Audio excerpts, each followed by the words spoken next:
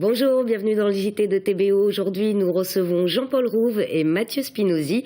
Ils sont à Brest pour présenter en avant-première le film Les Souvenirs, une chronique familiale pleine de tendresse. On en parle dans un instant, mais tout de suite le point sur l'actualité de ce jeudi 27 novembre dans le Finistère. Suite de notre série consacrée cette semaine aux anciens salariés de GAD, Nicolas Breton a travaillé pendant 13 ans comme chef d'équipe à l'abattoir de Lampol-Guimiliau. Comme ses quelques 900 collègues, il s'est retrouvé licencié il y a 1 an. Depuis, il enchaîne les missions d'intérim et se tourne aujourd'hui vers une formation. Guy Abalin l'a rencontré chez lui à Saint-Martin-des-Champs, près de Morlaix. Depuis 1 an, Nicolas Breton a le même rituel. Chaque jour, regarder les nouvelles offres d'emploi. Comme d'autres, après 13 ans chez GAD, il a été licencié en novembre 2013. Mais lui a fait le choix de tout de suite chercher un travail, quel qu'il soit.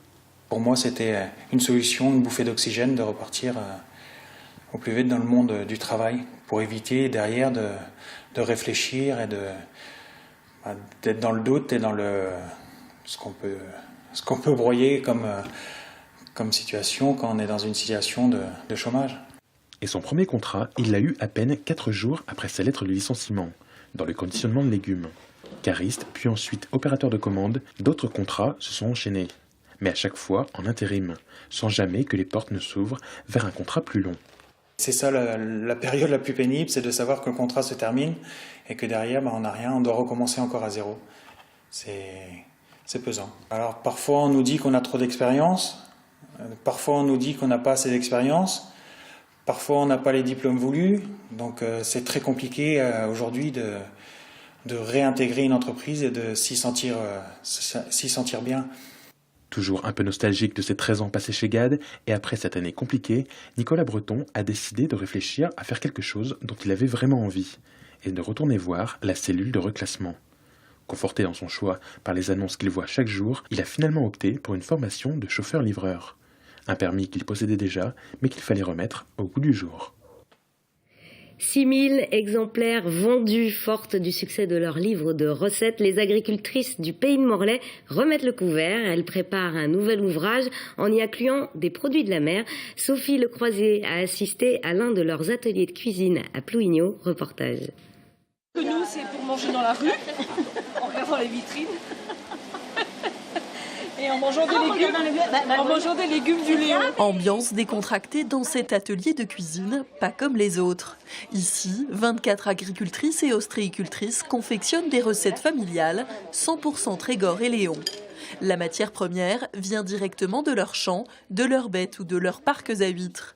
Objectif de cet atelier, réaliser un livre de cuisine. C'est une carte de visite pour faire vendre nos produits. Après... c'est aussi un plaisir pour nous, parce qu'on aime ça, on aime se retrouver, faire la cuisine ensemble et échanger nos idées. J'avais envie de les rencontrer, de faire des recettes avec elles et puis de participer à cette belle aventure. Brochette de Saint-Jacques au lard, parmentier retour de pêche, cassoulet-braise. Pour leur deuxième livre, les femmes ont souhaité mêler la mer à la terre. 40 recettes de l'entrée au dessert seront sélectionnées et pour une qualité optimale, elles ont invité un chef professionnel à prendre les commandes de leurs 5 ateliers culinaires. L'idée, c'est quand même leur recette familiale, qu'on remet au goût du jour, qu'on recalibre et tout ça. Mais on sort un peu de la cuisine, de la haute gastronomie. C'est intéressant de remettre ça en forme et puis de découvrir leur métier. Enfin, je connaissais un peu, mais leur métier et puis leurs produits, parce qu'elles en parlent avec une telle passion que, voilà, pour un cuisinier, c'est extraordinaire.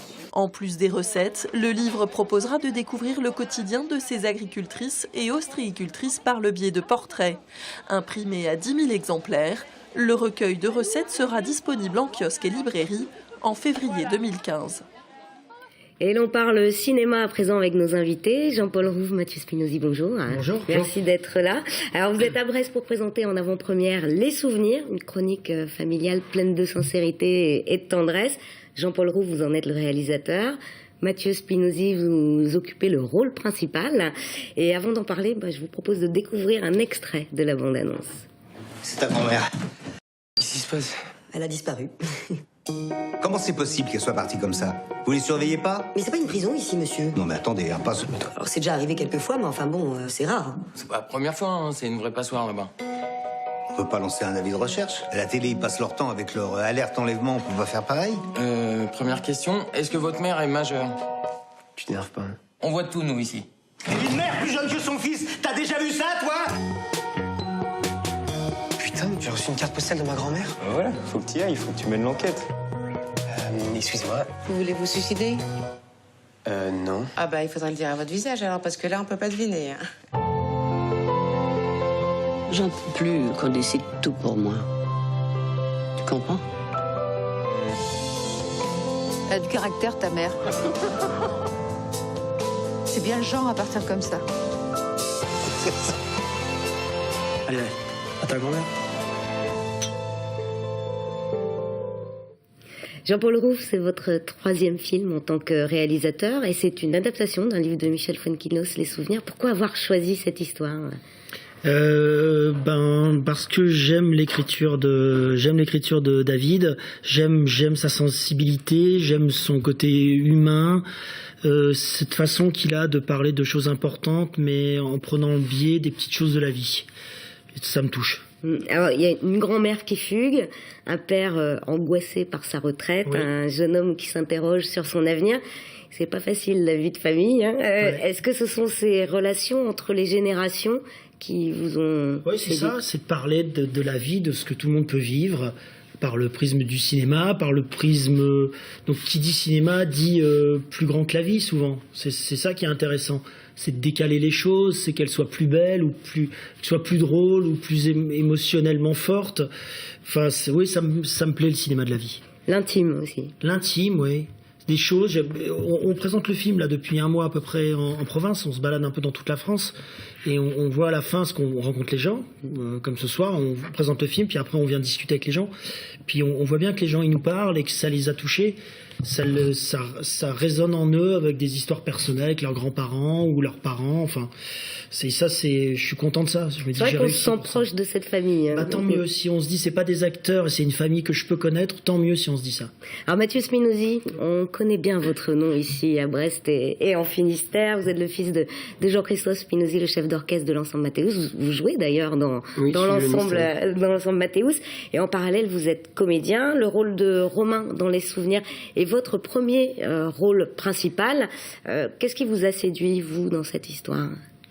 Comme ce que vous disiez, c'est que je me suis retrouvé dedans aussi avec mes grands-parents, mon histoire personnelle. C'est des sujets des thèmes qui m'ont touché. La fuite du temps et l'importance de vivre les choses avec ses grands-parents, ça c'est des thèmes qui m'ont touché. Et après j'ai trouvé ça très drôle aussi.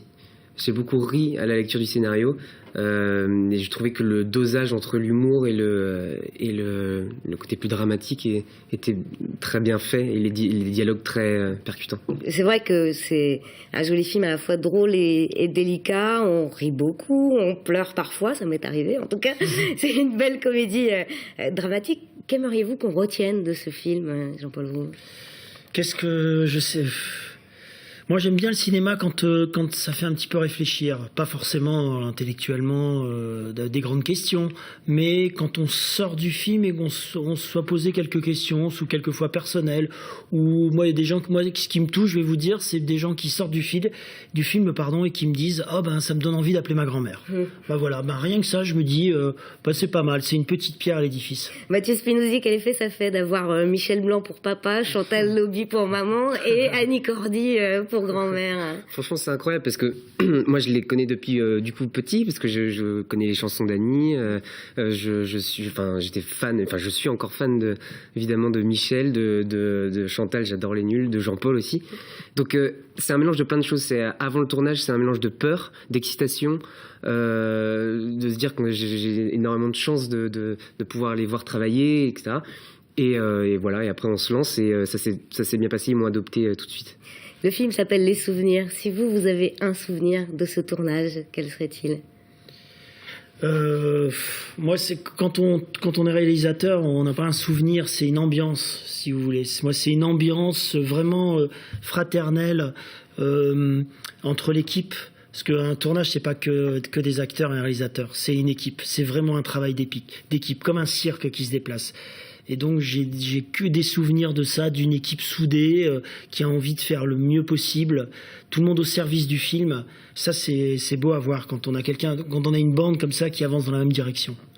Eh ben, merci à tous les deux d'être venus nous parler de ce film, les souvenirs, et tout ça transparaît d'ailleurs dans ce film, donc présenté en avant-première ce jeudi soir au cinéma Liberté à Brest, et il sera sur tous les écrans le 14 janvier 2015. C'est la fin de ce JT, merci de nous avoir suivis, on se retrouve demain à 18h30. Bonne soirée sur TVO.